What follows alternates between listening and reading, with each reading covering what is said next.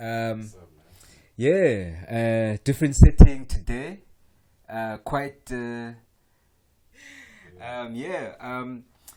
So, I predicted 3-3. I told you. Man City, Liverpool. I told you, bro. But it was 1-1. Should have been more.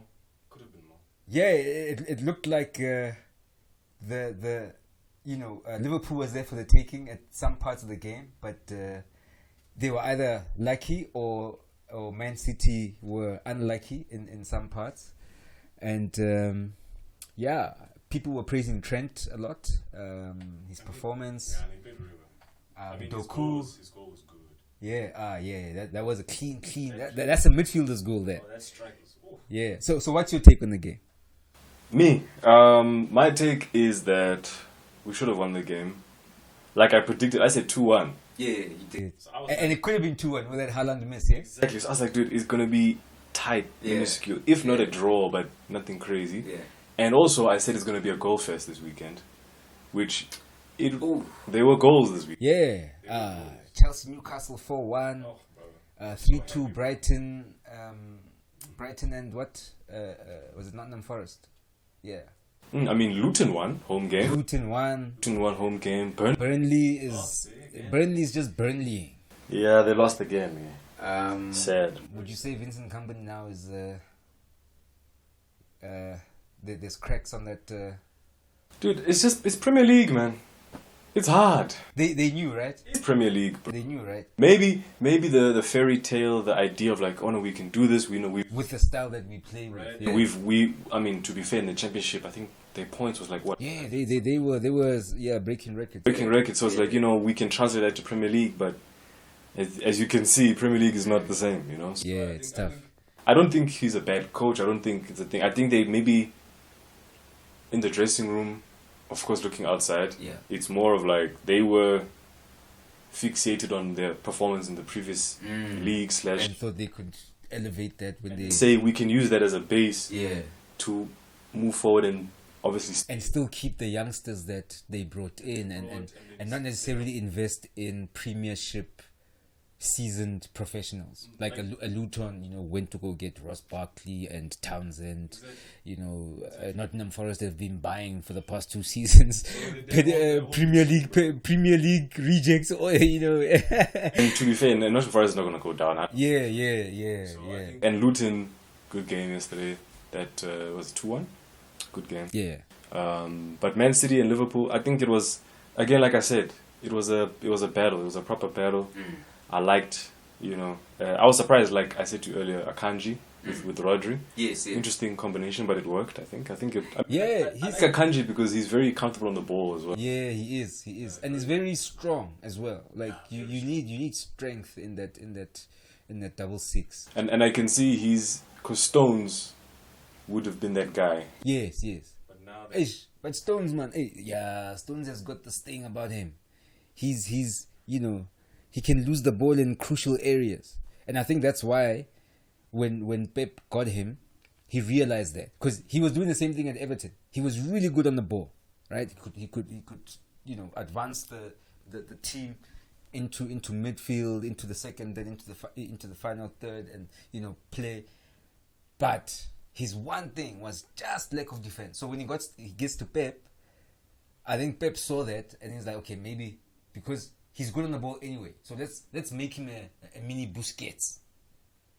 You know what I mean? Okay. So they're pushing him because he's so good in ball distribution and retention and all that. And his marking abilities, because he was a centre back, his marking abilities can work nicely there. It's like how they played Mbazo at was it Portsmouth? Aaron Mokoena. Yeah, I think it was Portsmouth. Yeah, Portsmouth. Portsmouth, no? Yeah, he played for Portsmouth. For Bafana he played as a centre back, but for Portsmouth he played as a 6. And he actually played better as a 6. Do you think Lucas Radebe at Leeds could have been a 6 as well? Yeah, I think he could. I mean, he was centre back. Yeah. I think Lucas Radebe could have played anywhere for Leeds. Really? He was that good, huh? Yeah. No, but it also in the sense that his loyalty, his he's wanting to die for the club. I mean, there was a game. It was a very famous thing about him, where I think they got a red card. Their goalkeeper got a red card or something, and he had to go in goals, and they were leading, I think, and they weren't really supposed to lose that game. I forgot for some reason, and he went and goes and he saved a freaking penalty. You know what I mean? Like that's what I mean. Like he would die for that team. He could play if they told him, "Hey, my man, go play strike," he will go. He will go play strike, and he will probably score. You know what I mean? Yeah. I mean, the relationship between Lucas Radebe and the Leeds community. Not even just the Leeds fans, that entire community, it's out of this world. I mean, Redder Beer, they came up with that great beer called Redder Beer, and it's still a thing now. They call him the chairman. They chant his name even when he's not there. I mean, they chanting his name whenever they feel like it during the game. You know what I mean? Do you think that's what a lot of where that diehard love is missing in football? Like, I mean, for example, like we can name those players. We can name Stevie G. Yeah, Lampard. Yeah, Maldini. Even my man, bring it closer to home. I was looking at. Was it social media? Copenhagen, my man. Zuma is their god. Subisiso Zuma is their god. You understand? But who is Subisiso Zuma to us here? Nobody hardly. These kids of today, if you ask him who's Subisiso Zuma, he's probably a Jacob Zuma's son. No, he's one of the greatest exports in our football heritage, and this goes back to that conversation we were having the other time about where is the heritage being preserved of our football, the football heritage. Where is it being preserved? Where is our football history being laid out so that our kids can know these things? You know what I mean? Who knows? How many kids know that Portia Modise is the all-time greatest African goal scorer in women's football? Of all time. You feel me? Yeah, sure. Things like that. How many kids now know that Dr. Kumalo played for Columbus Crew with Valderrama, one of the legends of the Colombian team? With the yeah, you feel me? How many kids know that? Yeah. You understand? If we as parents are not telling them, where else are they going to get that stuff? Yeah, because obviously social media is focused on now, so obviously they'll know about the Ronaldos, the Messis. And you understand what I'm saying? The past, yeah, they don't. Hence, our municipal stadiums are the fortress for that type of heritage. Take our municipal stadiums, in the townships, the stadiums in the towns of those areas. Dobsonville Stadium, Zugabolo Stadium, HM Beach Stadium. You know what I mean? Orlando Stadium. You know what I mean? Turn those structures into historical football museums, right? Okay. And still make them sports stadiums so that we can use it. Yeah. Now that for me is revolutionary, right? That's how then people like a Portia Modise, like Lekhwati, a Benson Mohlongo, even guys who graced us with their talent, like the Steve Likulias of this world, the Jabu Pulas of this world, the Naughty Mokoenas of this world. I mean, we were playing, this is heartwarming. We were playing Masters football 2 weeks ago. Okay. So I have the privilege of playing with former professional footballers in the team that I play for. So we played with Naughty Mokoena in that game. And okay, the game was great. Obviously we won. What are you talking about? And after the game, our opponents, one of the opponents came to us and he said something about how when we went to the World Cup, Naughty Mokoena was part of that World Cup, right? And him as a kid, right? That guy's 37 now, as he said.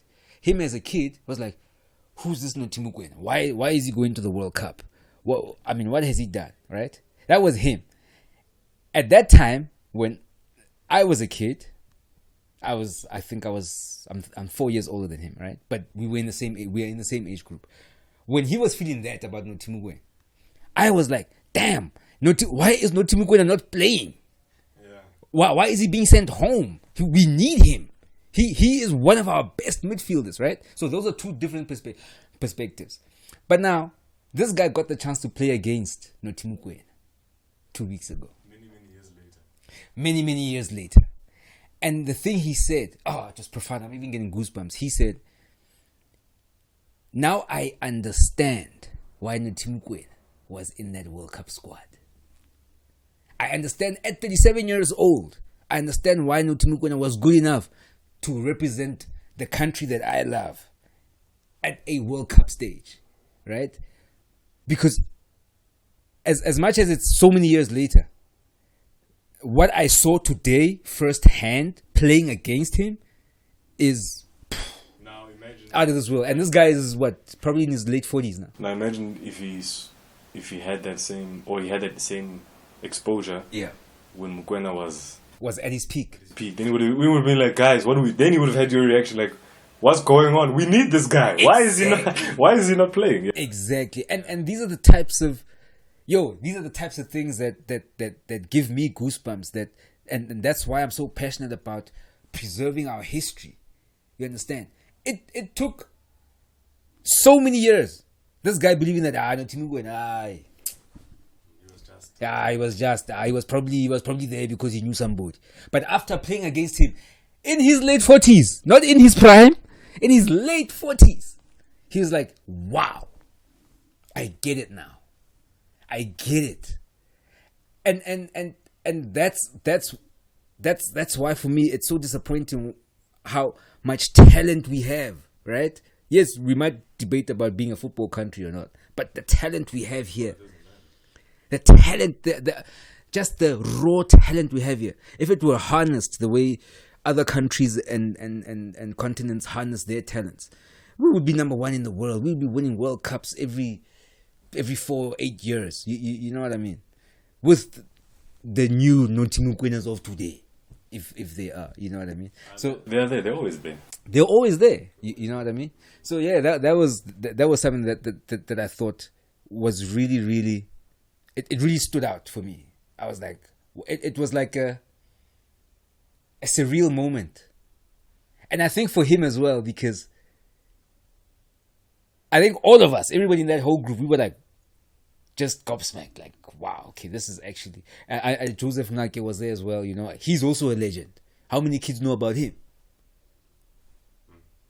When the stampede that happened between Chiefs and Pirates, he was there in that game.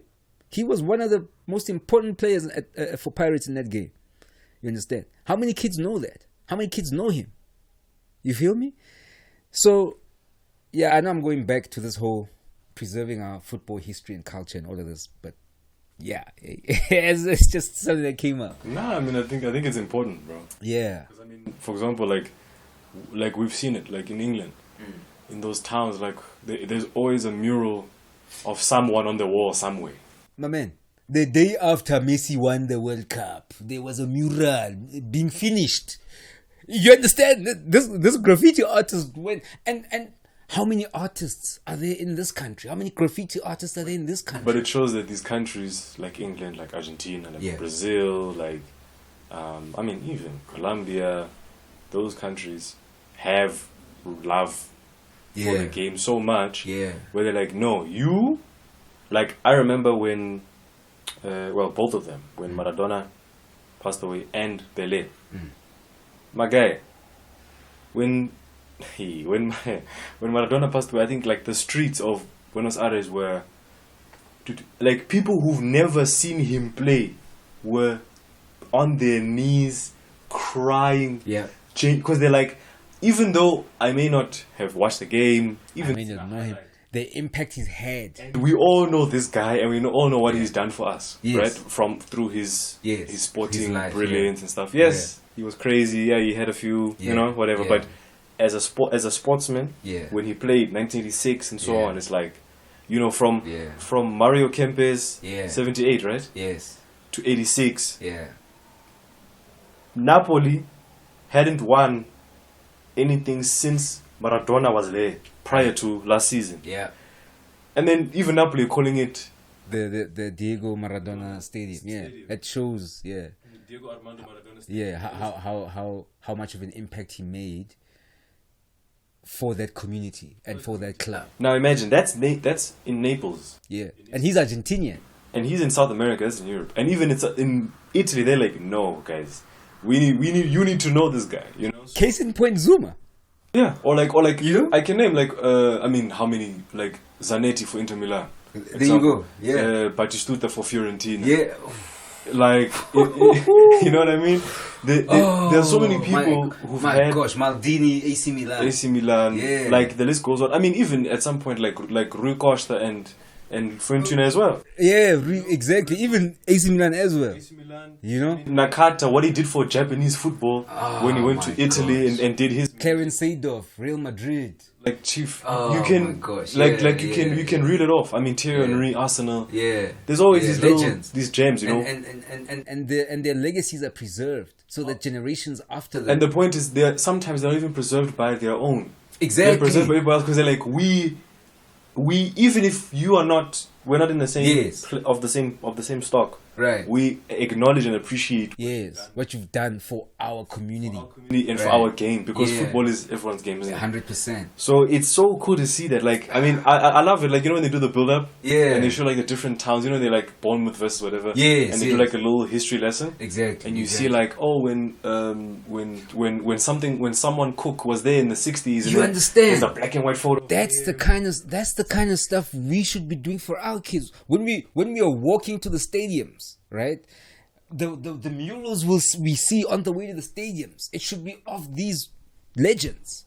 You know, when we walk inside the stadium, you know, there's a shop in there with replica jerseys and pictures and little memorabilia and things like that. You know, it can't just end off with just general merchandise and a magazine for the game. When Pelé passed and then Santos they revamped their store in the stadium, bro, they had a picture, I think, of every goal that he scored, or something like that. His most important goals, right?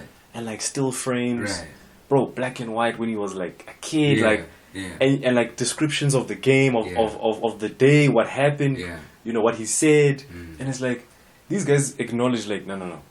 Yeah. You are special. Full stop. You are special, and that's it. Like Sir Bobby Charlton recently. Yeah. I'm sure. I'm waiting for something in England. My man, when somebody in football significant dies, you see it just by the media. Everybody dresses in black. The interface is black. You know, already it's there. It's like it goes back also to this topic of that the likes of the Robert Marawas of this world always talk about not acknowledging our legends while they're still alive in this country. Yeah, giving people their flowers. Giving people their flowers, taking care of them. You know, because it's literally just a thank you. That's it. You don't have to give him a salary. Just having his statue there, having information about how he impacted the game. You know, clubs could use these guys as ambassadors for the actual clubs. They could. I mean, that's why even ex-footballers like Brian Bolo and Katsande are creating companies in order for them to employ ex-footballers, because they can see that nobody's trying to take care of these people. So, okay, what can we do to help? As ex-footballers, and that's really cool. You know, somebody might bash and say, "Oh, it's still creating a job. It's too niche or whatever." But they're trying to do something. What are our institutions doing? Our sporting institutions, Department of Sports and Arts and Culture, SAFA, PSL, players' unions. What are all those institutions doing?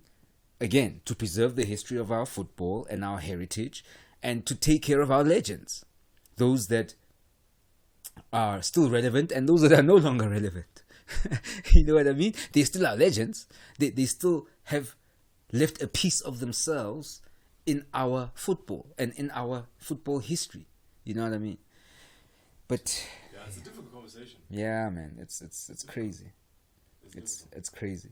Everton got docked 10 points for breaching sustainability and financial rules by FFP. So now everybody's wondering, what's Man City gonna get? Right? I'm not worried about that. I'm worried more about how do they determine whether a club should get financial punishment or sporting punishment, right? When Juventus was found guilty for match fixing or whatever cheating that they did, they were relegated. So that was a sporting punishment, right? Yeah. Fair enough, great. They did it in one season, came back. Now they're winning leagues like nobody's business, right? They came back at the end of the day. Now, racism. Yeah, I remember you did say you want to talk about it. Right? Yeah. Why? I get that clubs should punish the racist individuals. That's perfectly fine, right? Criminal charge, police, whatever. That's great. But I think if racism and sexism was treated the way FFP is treated, I think with equal severity, I think the conversation of racism and sexism would not, or even GBV in football would not even be a thing, right? Because the clubs will know if any of your fans, players, staff is found guilty of racism, you get docked points. Plain and simple. And how many points you get docked depends on the severity of the charge and of the. That would be crazy because considering recently with Vinicius Jr. There you go. The most recent 100%. Big one. Yeah. Happened multiple times. Yeah, yeah. I mean the famous one, Dani Alves when he ate the banana. The banana, 100%. Like Kevin Prince Boateng in Italy. Mario Balotelli in Italy. Samuel Eto'o at Barcelona. Yeah. 100%. I can imagine like if there was like levels of that punishment. Yeah. I think that stuff stops like that. Okay, well, and then I think what would make it even better to drive the point home would be for clubs to publicly announce the reason. Yes. And then to say, this fan or these fans were found guilty and charged. By name, because I mean they do it anyway. Yes. As soon as they charge, you can name them. So and so, one person, whatever. They did 1, 2, 3, 4, 5 against so and so and so and so. Yeah. This player or this group of players or this team. Breach of our. And based on the severity of the words, maybe they threw stuff, act of violence towards a player, whatever. You're deducted 12 points, something crazy. You're deducted 15 points. Yeah. And then you go from number 3 to number 20. Yeah. You go. Meanwhile, you're trying to win the league. Or and then it's like the club must say, this is because of these people. Yeah. That is the law now. We have banned them for life as a club. From all sporting activity that has to do with the club, whether in the community or in the stadiums. Right? We've banned them for life, and we profusely apologize to the sporting fraternity and to the people that were affected. And to the federations. And that's it. I'm telling you right now, my man, there will not be one campaign for racism or sexism or GBV in football. Because people will toe the freaking line, because now they've been docked points. Being docked points doesn't... Yes, you understand? It's not like saying, no, let's play under... when they take the fans away? When they punish you? When they punish the clubs? So you play behind closed doors? Yeah, that's just gate takings. That's just maybe... it's a couple of million. It's all right. We'll recover it. Docking points... If you're trying to win the league, if you're trying to be in the Champions League, imagine if you're trying to stay up. If you're trying to stay up from relegation, you can't afford to be docked points. So you have to educate your fans as a club. Yo, this is what racism is. This is what sexism is. This is what GBV is. If you are found guilty of any of these things, we will get docked points, because of you, and we will ban you for life. And we will rescind your membership as a club member, right? For life, right? So that people understand that we're not here to play around. But for as long as clubs are able to pay fines, so-and-so was charged for racism, the club has been fined, or $10,000, or the next game of the club, they will play behind closed doors. That's the punishment. Clubs, they're okay with that. Because they're not losing anything significant, right? So if you can punish a club 10 points for financial irregularity and not sustainability or whatever it is. 10 points. Surely you can dock points for racism, sexism, and GBV in football. Or anything that falls under that. Anything that falls under those categories. You understand what I mean? Because it can't be tolerated. It cannot be tolerated. And I'm not saying the punishment on Everton is right or wrong. It's none of my business. If they're found guilty and that's the punishment, then let that be the precedent. Not just for financial fair play, also for racism, sexism, and GBV. Then you'll see. Then you'll see that clubs can actually make change. And institutions can actually make change. But because they're not right now, they're not losing anything significant. They're not losing sponsorships. They're not losing commercial rights. They're not losing broadcasting things. They're not losing points. We'll just create a campaign and employ a few black people, and then it's fine.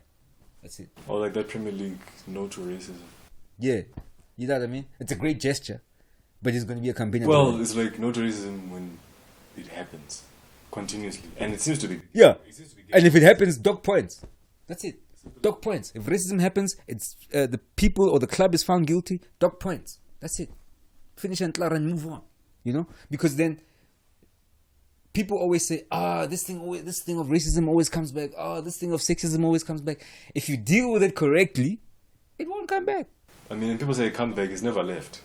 You understand? Yeah, like, so if you deal with it appropriately, people will start to realize, okay, we need to be more tolerant. We need to toe the line. We need to be more understanding to different cultures, diversities. We need to understand that football and sports is a human thing.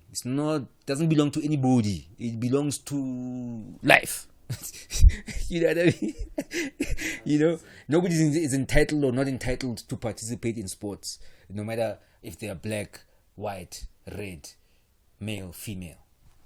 I just have a slight problem with the other stuff, but that's a conversation for Patreon. That's a Patreon conversation. Yeah. Yeah, man. I've also been watching the under-17 World Cup as well. That started as well, eh? Yeah, I think it's in the final stages now, if not the semis. I think it's hosted somewhere in South America. Yeah, I forgot. Yeah. I remember. I said I want to see it, and I totally forgot. Yeah. No. It's pretty interesting to watch boys that in just a few years' time are going to be the superstars. You know what I mean? Yeah. So it's yeah. I think last time we were watching like under 17, under 20. Yeah. It's good to see what the future of. So this is going to be the next guy. It's like the first time I watched Messi, it was at the under 20 World Cup. Everybody was saying, "Hey, this Lionel Messi." I'm like, who is this little short thing? What is this guy doing? He's not doing anything. He's so short and he's so awkward. You know what I mean? A few years later, he just one of the greatest. Yeah. You know what I mean? Yeah. So, it's going to be interesting to see who wins that under 17 World Cup. What else was going on? Oh yeah, we spoke about the Sundowns ladies yesterday winning the Champions League. Oh, the AFL teams have been announced. I don't know if you saw. There's only 2 clubs from South Africa. It's only Pirates and Sundowns. Kaizer Chiefs fans, what's good? Is that where we cut? Oh, that's it. It's a wrap. See you in AFL 2024. African Football League. Hey, yeah, no, that's gonna be crazy. Yeah.